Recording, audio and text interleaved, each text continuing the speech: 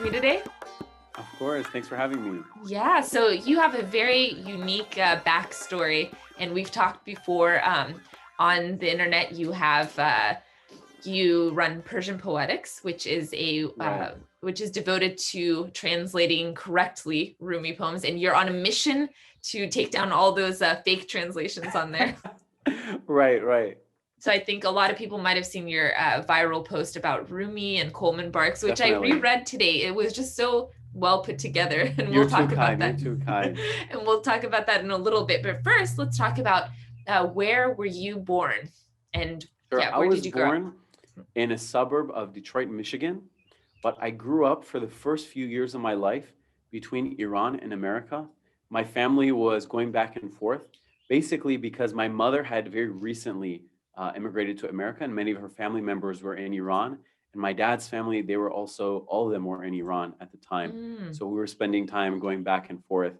And my childhood, I feel like, regardless of where I was in a geographical sense, I was always in Iran, let's say culturally, because my grandparents on both sides only Mm. knew Persian, although they also, on my mother's side, I should say, they spoke Azeri as well. So that's part of the story because Oh, they're from interesting. Tabriz, right? But the common language between all of us was Persian. So I only knew Persian until I went to preschool, where I started to learn English via immersion. So regardless, the dar jomle, as we would say, or Sadi would say, I grew up between the two countries, but it felt like I was basically in Iran for the first 4 years of it, like an isolate, like a little Iran bubble wherever I was.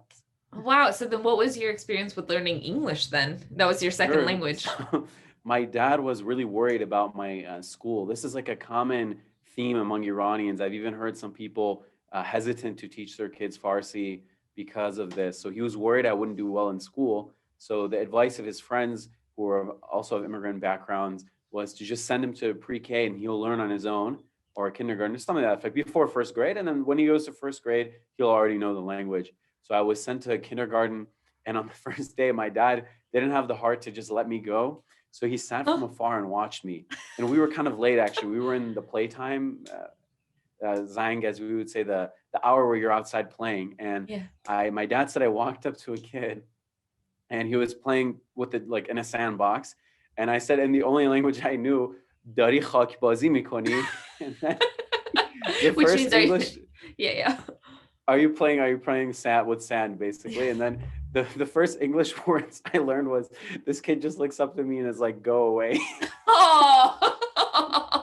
I mean, you can imagine like a 4-year-old kid, just like some random strange kid walks up, says something, you have no idea what's going on. Wow. So then what was your relationship with like Persian culture or Iranian culture? Like, did you feel Right, like you right. were Iranian? Were you I confused? don't think at the time we were developed enough to quite even understand how these things work, because Right. after that first day I went home and I told my dad about what happened, that I didn't quite know what was going on or what anyone was saying or whatever, what was going on basically. And then I asked him also about the different groups of people in the world. So when you're a really little kid, I mean, maybe in Iran I had seen a person from China in the street, but you're not like perceptive of these things. But when you're in, a playground, it's small, you really notice the different groups of people. So I Right. said, Dad, like there's a girl who her eyes are just like smaller than our eyes. I Uh-huh. was like 4 years old. I didn't understand the different groups in the world. And he said, no, like there's certain parts of the world, like even in next to Iran and Afghanistan, there's groups of people who look like that, but she's probably from East Asia. And then he explained what China was. So then the Right. next day, to connect with her, I went up to her and Oh I don't no. know what I thought I said, like something about China, and she was probably really confused. Yeah. And But she's like, I'm Korean. yeah, or something like that. Yeah. Yeah. My dad says, remarkably, it only took 2 months for me to start speaking English. But Right. when you're a little kid, it happens so quickly. Definitely. So then, yeah, how did you feel about the Persian I language? don't, Like, did you keep I speaking don't it? know. I kept speaking it definitely because my grandparents lived with me and they only knew Right. Persian. But the more Okay. you enter society in school, kids are very smart. They're much smarter than we think. You become cognizant of what the dominant culture is. So Right. you become attached to the dominant culture. So that's why you'll notice Iranian kids, even if their parents don't even speak English around them at all, when they hang Right. out together, they speak English. And this is, it's human nature, is wherever you are, you tend to try to be part of the main group. It's just human Right. nature to be that way. So, but I did speak Persian. But the one thing is that when you don't become schooled in a language, like if we don't do what you're offering, your skills kind of are capped. So we kind of say like آشپزخونه Farsi, like you just say Yes, totally. میخوام نمیخوام خوبم دوست دارم.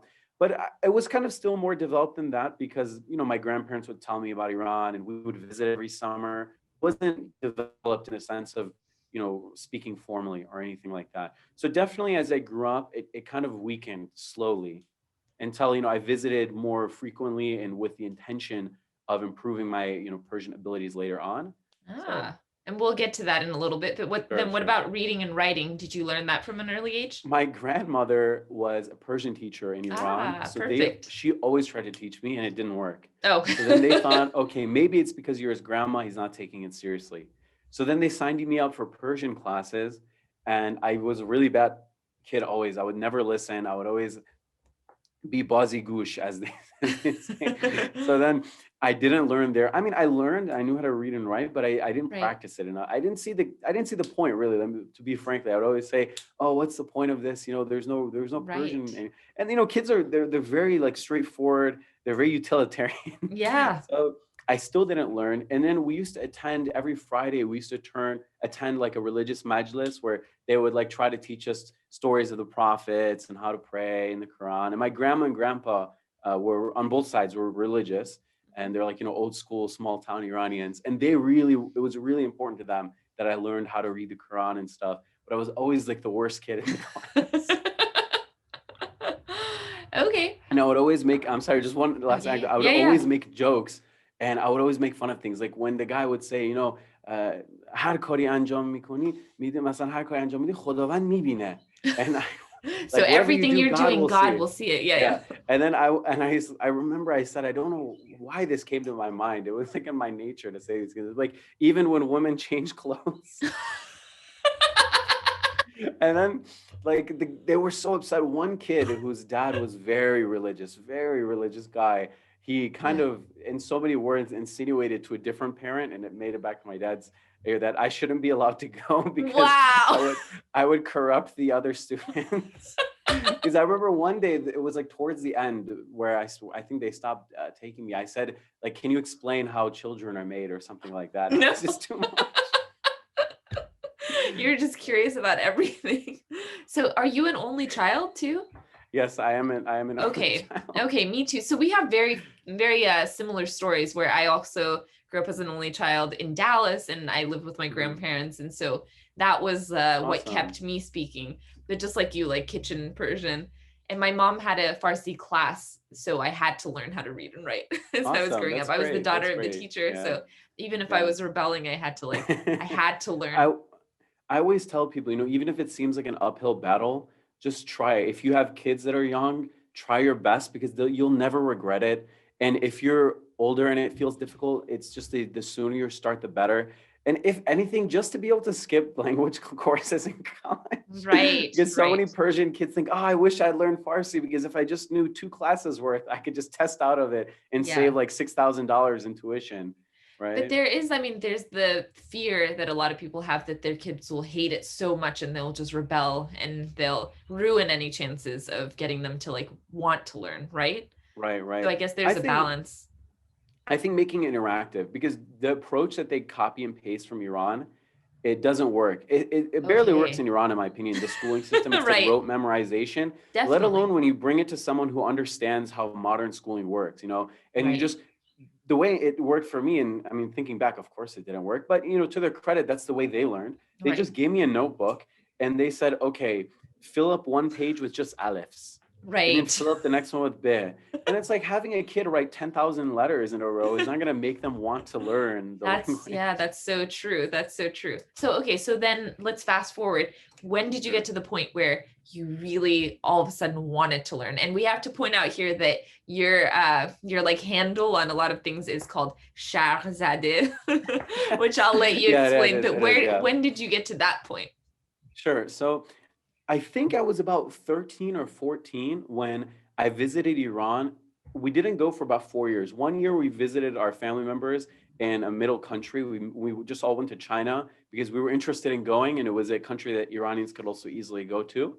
And there was also like a world fair there that year. But then after that, 2 years later, we went, and I hadn't been in 5 years.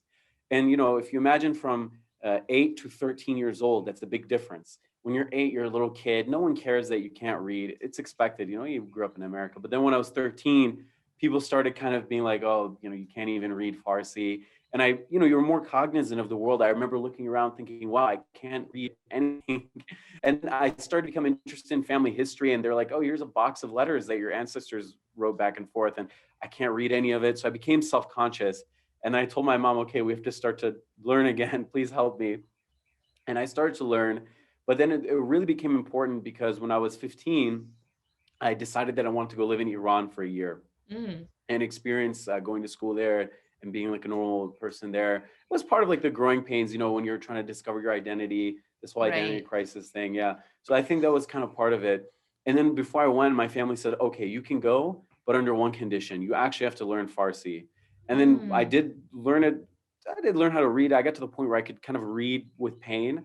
But then once I went to school, it was just like a crash course. right. That's one thing is when you're, it's amazing. Like when I tell this to parents, when they say, oh, I don't want my kid to learn Farsi because of school, I say, look, man, you see people go to school and within 2 months, they're like fluent. You get like a guy from Iran to go to get a master's in America. And within 2 months, their English is like doubles in ability. And the same thing Right. happened with me in Farsi. Like within 2 months of going to, you know, normal Iranian schools, my Farsi improved so much. Right. Okay. So then, so in Iran, we have this, we have the saying "Gharb Zadeh." So can you explain that and how Oh you yeah, got to right. You Shah mentioned that. Zadeh? So when this is the same at the same time when I went to Iran to live there, as part of the identity crisis, I was really fascinated with what it meant to be Iranian. And I noticed, and this especially coincided with an influx of refugees and also internal migration to Tehran.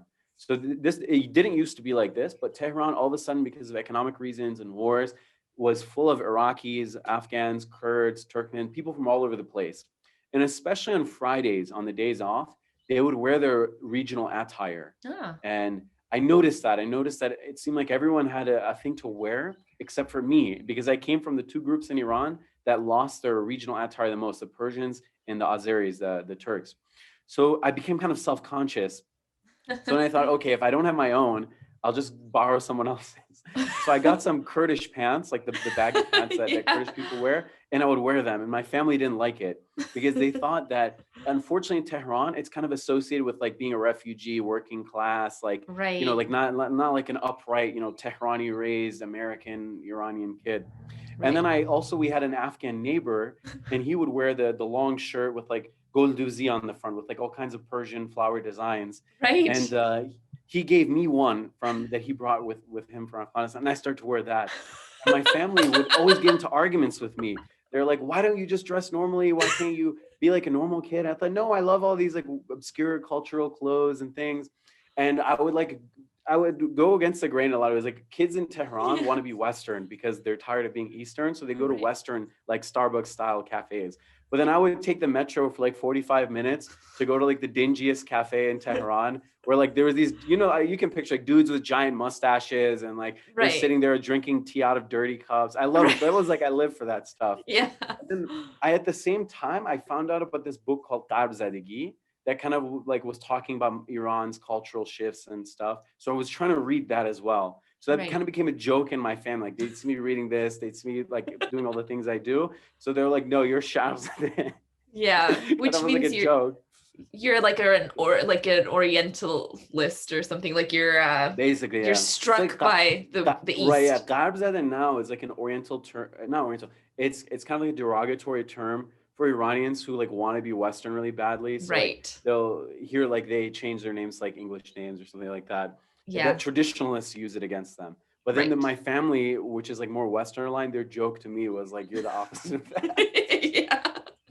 Which is very Right. surprising. So Yeah, then right. It was. how did you transition to, so now you're learning Farsi, your Farsi's getting better. And then how did you get to the point where you were so interested in poetry? So now what you do Right. is you translate poetry. How did you get to that Mhm. point? At the time when I went to high school, so to go there, there was a lot of exemptions made for me. And we had to basically, you know, the way it works in Iran is there's no real rules. Everything is just up to the people's Right. discretion. So they didn't want to sign me up for school here because of, the way I was educated and all that. But basically through a bunch of begging and pretty please, pretty please, be nice, let him go here. They basically like winked and nodded and said he'll like quit on his own in 2 weeks or a month. I found out later that my family, Wow. they had agreed that I couldn't do it, like I couldn't handle life here. But they said that telling me that would like damage my ego. So they just said, let him do it and let him quit on his own. Because if we tell him he won't be able to, just to spite us, he'll torture himself and stay. So I think the school was also under the impression that I would like leave in like a couple months, basically. Wow. So they let me stay. And it was funny because the day before school was going to start, the principal like changed his mind and it was like, no, we don't want to let you come here. You don't like have schooling, precedence in Iran. And then I begged him and he switched it back. So, like in Iran. Yeah. But anyway, we had an adabiyat class there, which is where you learn Persian, poetry, and things like that. Because my Persian wasn't up to speed, they let me just read English books. So they just let me pick a few books and I read English books. But my classmates were learning poetry. And I was fascinated, but it was like miles above what I could comprehend, Right. the classical grammar. So I didn't learn that. But when I started visiting back in the summers, I started to, when I was in college, like 18, 19, 20 years old, I started to notice Persian poetry more, and I got on Instagram and I started seeing my relatives. Iranians love to post poems on their social media. Right. And I started to try to work my way through it. And one poet that I liked because he was pretty basic was Khayyam. Khayyam has short poems, short and sweet. The resonances are pretty global. Like everyone can kind of relate to the themes. It's not like super coded or complicated. Life is short, make the most of it, etc. So I kind of started with him, and I started to show to my friends and explain to them. And then as I kind of got better at reading him, then I just start to add poets that I would read. I'd start to read a little bit, like maybe a line of Hafez, spend like 2 hours trying to figure out what was going on. Yeah. So just slowly built from there. Wow. And then you got to the point that now. Right. Yeah. So, that's, I think 5 or 6 years ago, but yeah, every summer I would come and I would just get more books and read through more books. And then when I was in my last year of university, I was basically for the whole year I was learning Persian. I took 2 semesters worth of Persian poetry where we would open up Saadi and read a line and then have to say word for word what it was. And that's really what gave me the boost to get to the point where I am now. Otherwise, self-study only gets you to a certain level. Right, definitely. Right, yeah. And just going back, so did you last the whole year in the school? Yeah, I did. I actually really ended up liking it. I think that there's this perception Iranians have that Iran is much worse than it actually is. Now, right. I'll say a disclaimer. Of course, Iran has its problems, its difficulties. No denying it there. Before this recording, we were talking about them. But there's another thing that I think Iranians are very isolated in the Iranian experience. So, for example, people in Jordan are aware that life in Iraq, in Syria, and Palestine and Lebanon is difficult. I was in Jordan. They know how bad it is. And they feel it because they feel really close. It's like if your brother has a really difficult life, you're saying, wow, he's my brother, Right. Or, people in Pakistan know how bad it is in Afghanistan. There's a lot of refugees. But I think that people in Iran, they both are not really that tuned into what life is like in nearby countries.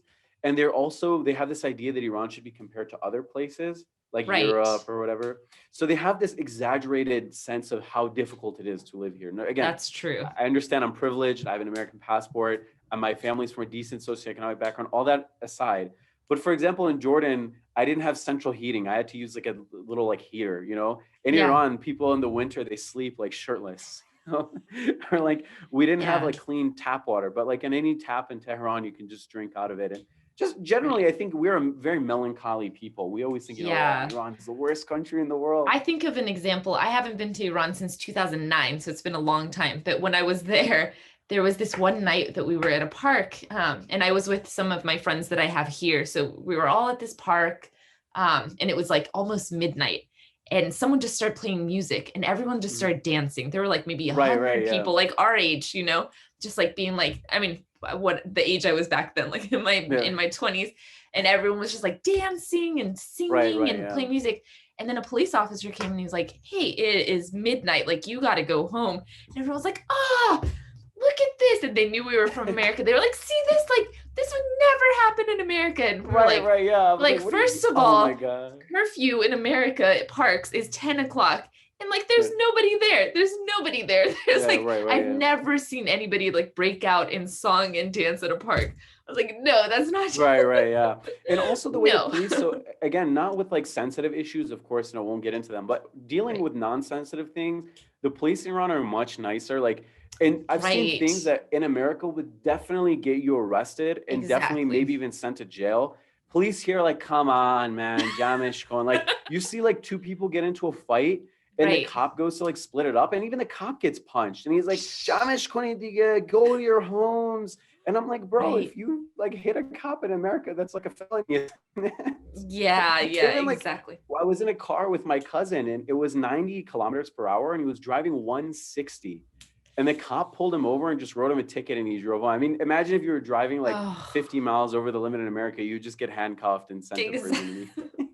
Exactly. But okay, getting back to the topic. Yeah. So let's talk about so the way I became familiar with you, and I think a lot of people became familiar with you, was this viral tweet that you had about Rumi and Coleman Barks, and we'll link to that on this show notes. So can you talk about what point were you at when you wrote that?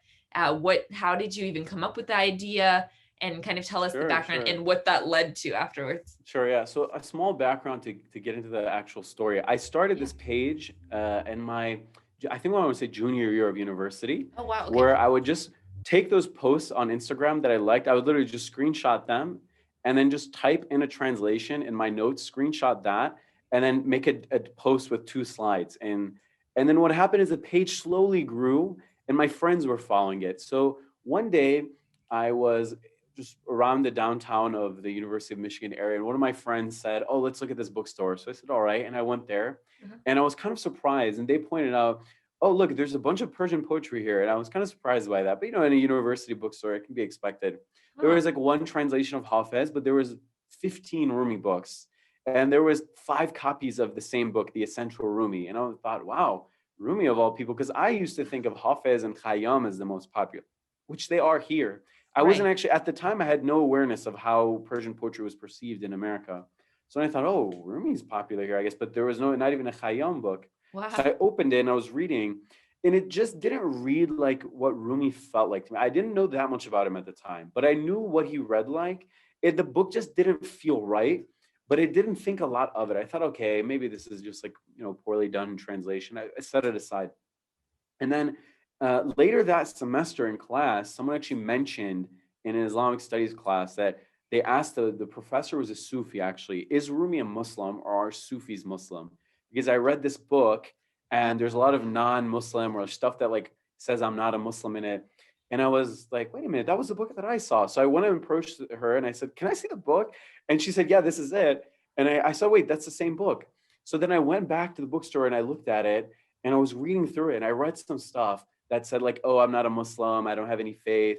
And even though at the time I wasn't even really personally religious or practiced. Oh, the sound.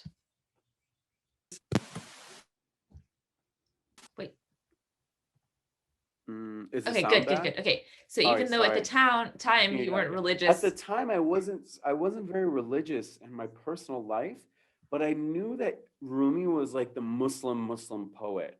Because in Iran, the way it usually works is if you want like a poet that's not religious at all, that even might criticize religion, it's Khayyam.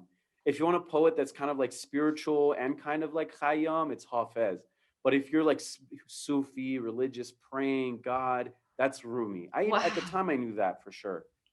So then I thought, wait a minute, this can't be right. This makes no sense.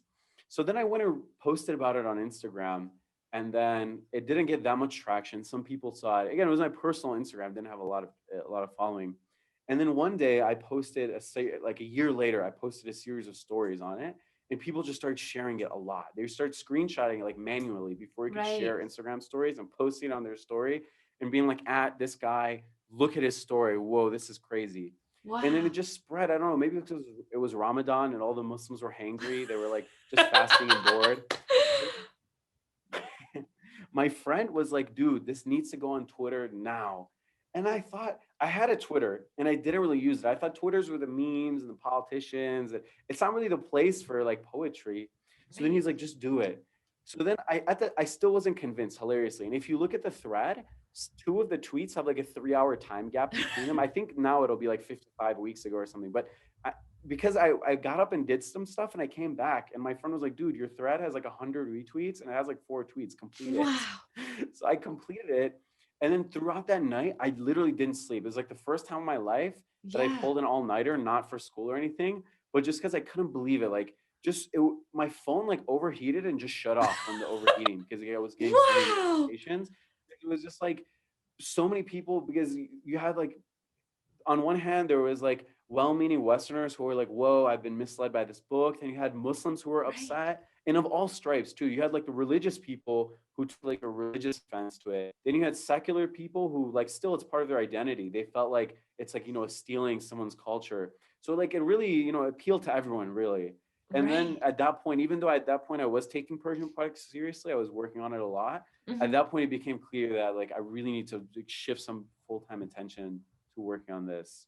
Yeah, you were really onto something. I mean, yeah, reading it, you tied it to current politics. I mean, Trump was in the office at the time, and one of the tweets talks about how Ivanka Trump like tweets Rumi. Yeah, tweeted Rumi. and his other daughter tweeted it too. His like No. less relevant daughter Instagram posted and tweeted this same quote or something. Someone sent it to me. So have you heard from Coleman Barks at all? No, I haven't. And I kind of almost feel bad in a way because I kind of went harsh on him and I felt really passionate about it. But I think part of some of the response has been like, people kind of missed the point where instead of being like, let's reclaim Rumi, some people have become like really focused on like attacking him, where they're like making memes, or they were like, let's like spam his publisher, email his publisher, like send him letters. Yeah. So I don't know. I kind of like, I mean, I could have, I guess, tried to say something, but I haven't tried to connect with him. I'm sure maybe at this point he's aware of it, but I almost feel bad. Like, I feel like if we did interact, I would just feel guilty, because even though what I said still stands, I just feel that like the attack on his character is just, it's gone too far from some people. Sometimes I have to block people from my page because like, they're just like, the tone they use is just not kind of what I'm going for with him. So I don't know if we can ever communicate. Oh no. I mean, it was an eye opener, because I've always, heard of these books, and I've always like, he's always been in the background, but I didn't realize how far the problem had gone. So what's going on with the page now? What's going on with Persian Poetics? And so since then, at the time, and that was only in like May. So this has been like a life-changing year for you. Yeah, it's been crazy. Yeah. So at the time, I was focused on it. I was working on it a lot because it was Corona, and I finished university just recently. Like I graduated actually that May. Like it happened that month. Wow. And I was looking for work as well at the same time. So I thought, okay, I'll get a job, and I still love poetry. I'll also do this. But then when that happened, I had a lot of important people reaching out and saying, this needs to be, continued. This can't just stop at this thread. There needs to be more. So then I started working on the page full time, basically. I started, and also working on a book that's still in the works. But, as time went on, I just contacted more people. I improved the website. I got the designs. I mean, if you're visiting the page now, you can scroll back. If you scroll back far enough, there were like, you can see the post quality is improved. I started making videos, basically step by step, kind of like adding more information, or like, as we say in Persian, putting more meat on the bone for the content of the page. But just basically trying to fulfill what needs to be done, and like what's not out there, and also to raise awareness. Like, I've been doing giveaways of authentically translated Persian books, because there are so many books that are really well done, like especially by Dick Davis and stuff like that, but there's like not enough copies being sold, not enough people know. So just looking at a lot of things that I can do, hopefully. And you used to do that whenever you had 1,000 new followers, and that got too much to too much to give out. You're like, I'm just giving away books. I would do a giveaway, but now it's like, I mean, thank God, but I mean, now it's like I can't do that anymore. Yeah, well, congratulations on your success. I mean, your work is wonderful. I love following your page. So tell everyone, it's at Persian Poetics on Instagram. That's where you're most active. Is that right? Right. Instagram and Twitter are where you can find me, but definitely, Instagram is probably slightly more active than Twitter. But all the information that's on one account will be filtered over to the other. But I think Instagram is where you can see it the most alive, where I post. And also you post just like language things in general, which I think would be really interesting to our audience, different words that you've heard that you find interesting. Definitely. Yeah. I noticed that as part of like the different, I noticed that if I post a lot of poems, people kind of get bored. They like like a variation. So someone Yeah. suggested, why don't you just post like a definition of a word that you find in a poem? And I found that people really like those. Yeah. And especially Persian speakers as well. One thing that was really heartwarming was someone messaged me in Farsi from Iran saying, you reminded me how beautiful the language I grew up speaking is. And I thought that was really heartwarming. Wow, that's really cool. And so, what do you have? What advice do you have for people like us who have grown up in the United States, whose Farsi skills aren't that great, who want to start getting into poetry? Because I think, like you said, it's kind of like a code. Maybe in the beginning when you hear it, although I think the same is true for Shakespeare too. I feel like a lot of Right. Yeah. people in English, they'll hear Shakespeare, they just have no idea. And it takes practice of like listening to crack that code. So, what is your advice for people wanting to get into Persian poetry? Definitely. I actually just met someone yesterday here in Tehran. I should mention I'm in Tehran now visiting, Right. who is Iranian German, who had the same question for me. And the Yeah. advice I gave was just try your best to work through it, regardless of how difficult it is. And the best way to do that is if you can get a side by side translation. So I post those on my page where you can swipe and see the Farsi and the English. But there's many books. I've suggested them on the page. Dick Davis's Faces of Love has a bilingual translation. There's a few other books. If you can link to my information, I can respond to Yeah, of inquiries. course. I don't want to list off like 20 titles, but basically, if you can find a book where the Farsi and the English are side by side, that's the best way to start because you can read the English to internalize the content. And then with that basis, you can try to work your way through the Farsi. And if you have relatives near you, like grandparents, parents, cousins, etc., who know Persian, and especially if they learned it here in Iran, they were studying it here with the curriculum they have, that's like a really great resource. Never underestimate. Like, even if you just do a poem a day, even a 4 line poem, like a Khayyam poem, a short one, within like 2 months, 3 months, you'll find yourself like going on your own basically. And it's certain small things that make it like difficult. Like if you learn like a few vocabulary, like a few words here and there that are kind of used commonly, a few like context clues, like what does like a fani and balqi mean? Like these aren't used in modern Persian. Like but or like the maro, like or what does the meme here when it's attached to a word mean? These like small grammar things that are different than spoken Farsi can go a long way in making it more comprehensible. It reminds me almost of like learning a language. If you can get yourself to the point where you can listen and comprehend like at least 50%, then Mhm. you're at a really good point to just go on your own. And the same thing with Persian poetry. If you can get yourself to a point where you can at least understand half of what's going on, then from there the progress goes quickly. Like the first 50% is really difficult, and I'll admit that. The next 50%, it just gets like a ball rolling, basically. That is great advice. And I think a lot of people who join us, even if they don't know Persian, they do know Persian poetry and they want to get to the point where they can learn Persian Definitely, poetry. yeah. And I think you've put together a great resource. We'll link to all of Thank these you. on the show notes. And you have a Patreon where people can watch you read poems. That's really important too.